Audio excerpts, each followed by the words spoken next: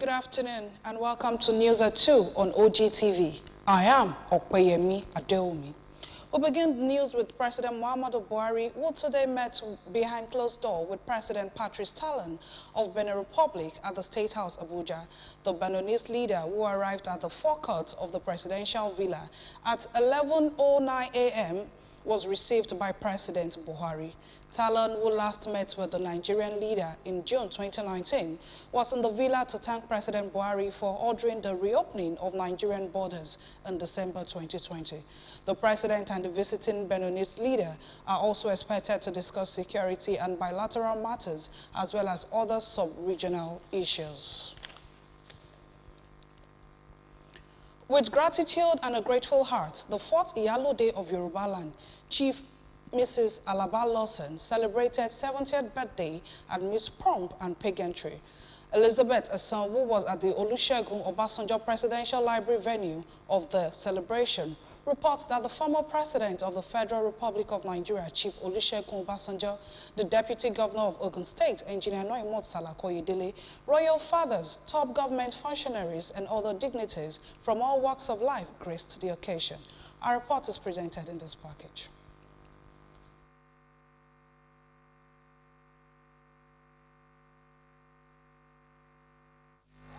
Born 70 years ago to the family of late Emmanuel Abiono and Mrs. Ruth Jibokutaiwo family, Chief Mrs. Alaba Oluwaseun Lawson has distinguished herself in all spheres of life in Egba land, Yoruba land, and across the globe. This was evident as dignitaries converged on the Olusegun Obasanjo Presidential Library in Abeokuta to celebrate this icon, who has contributed to the growth and development of education, commerce, and industry in Egba land and Nigeria at large.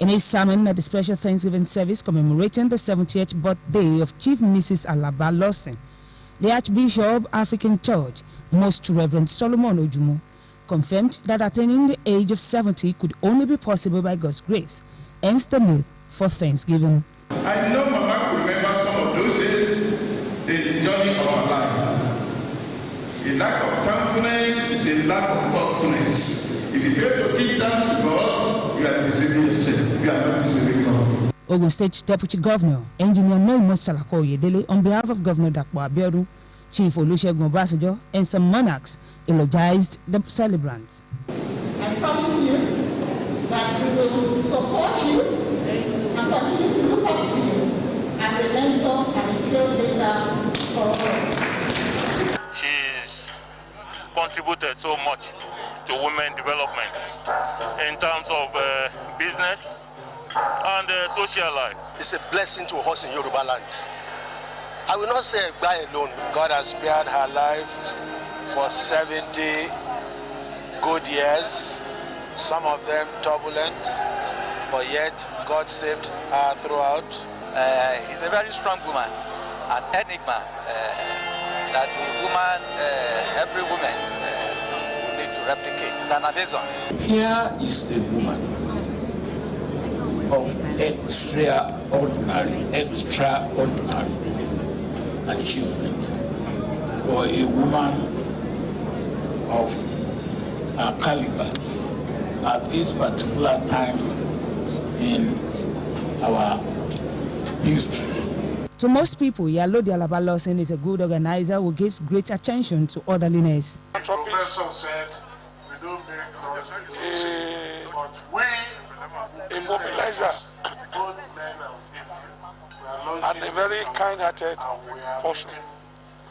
She's a teacher in a way that she imparts knowledge, and she has helped a lot of women to get there. Some of the children have this to say about their mother.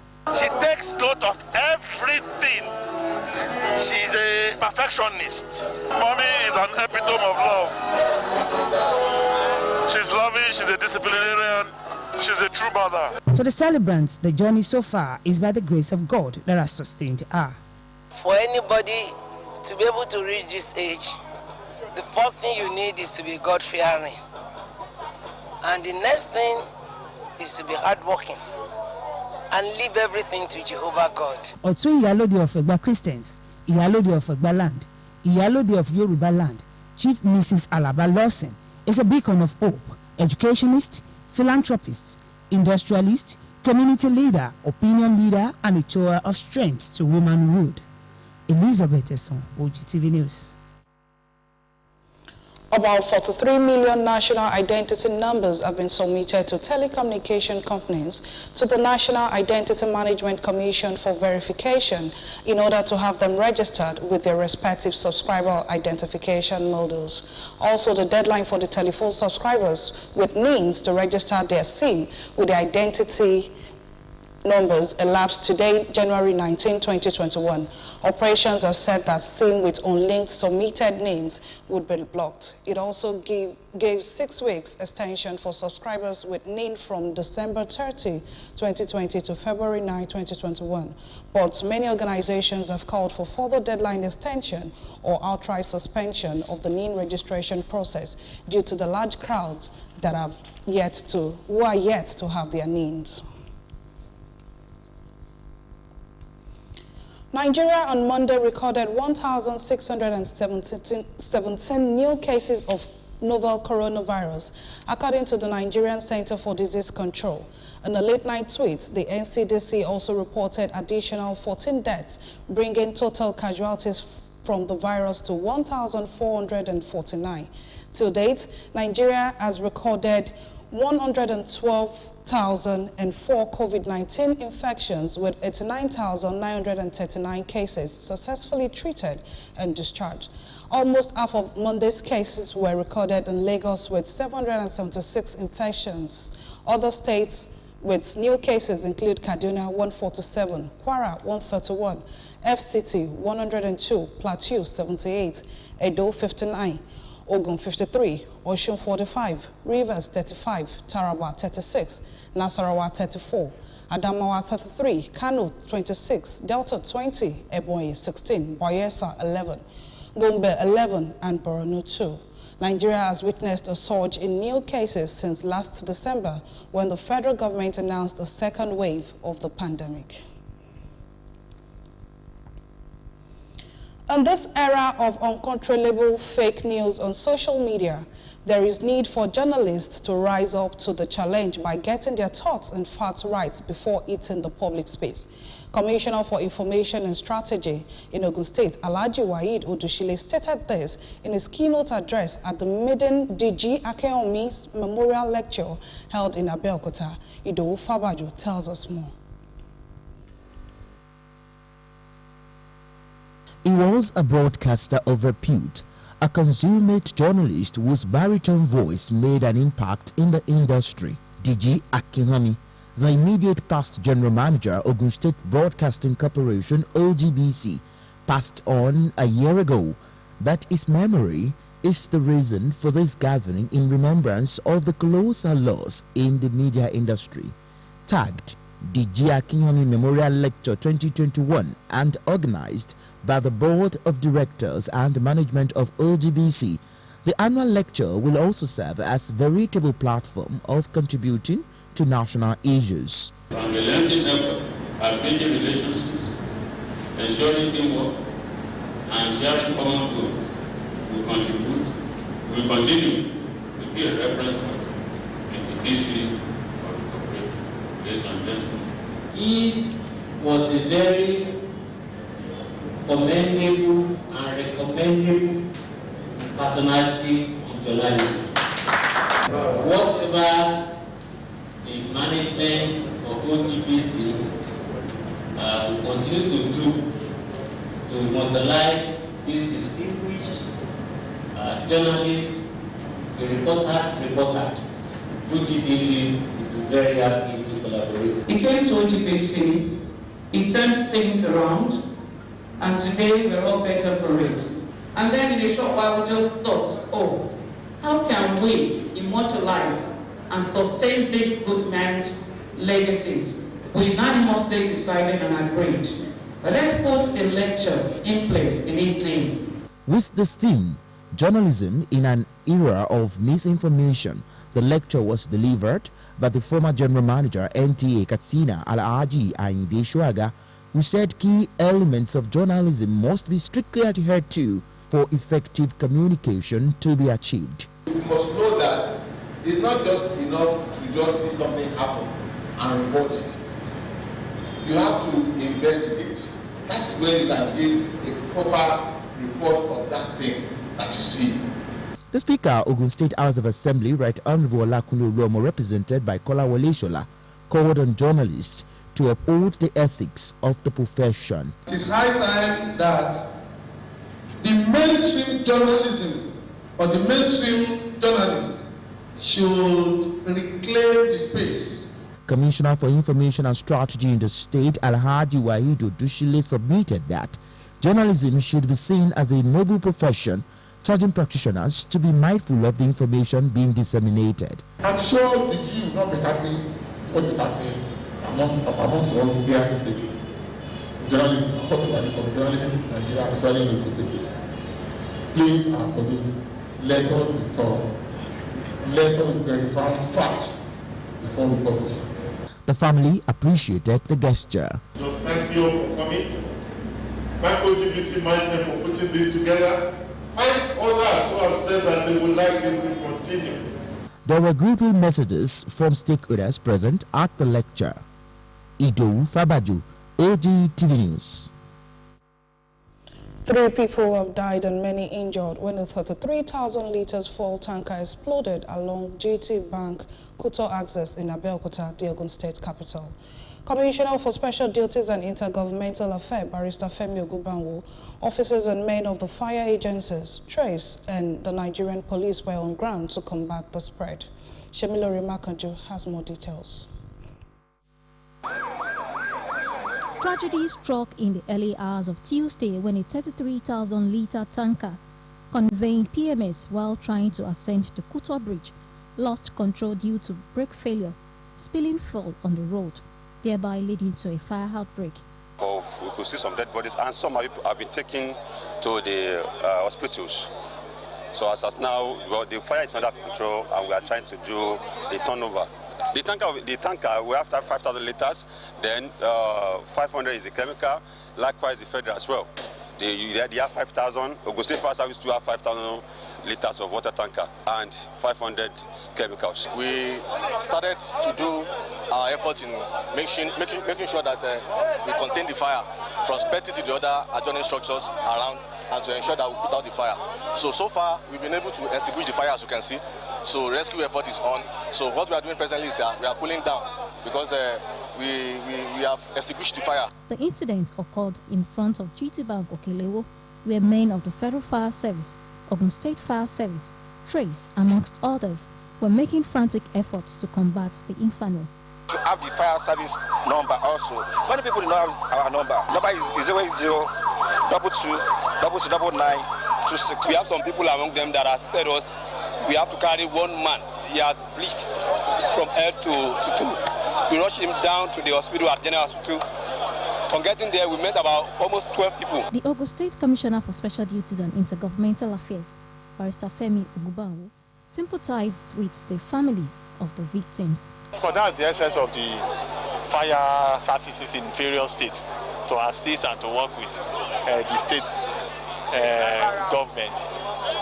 So, but let me, on behalf of the governor, Prince Dapo Abiodun MFR, and the government of Ogun State, extend our heartfelt sympathies to those who lost their loved one and properties in this fire incident. One of the victims recounts her ordeal. Oh, what I just saw, the trailer was coming down.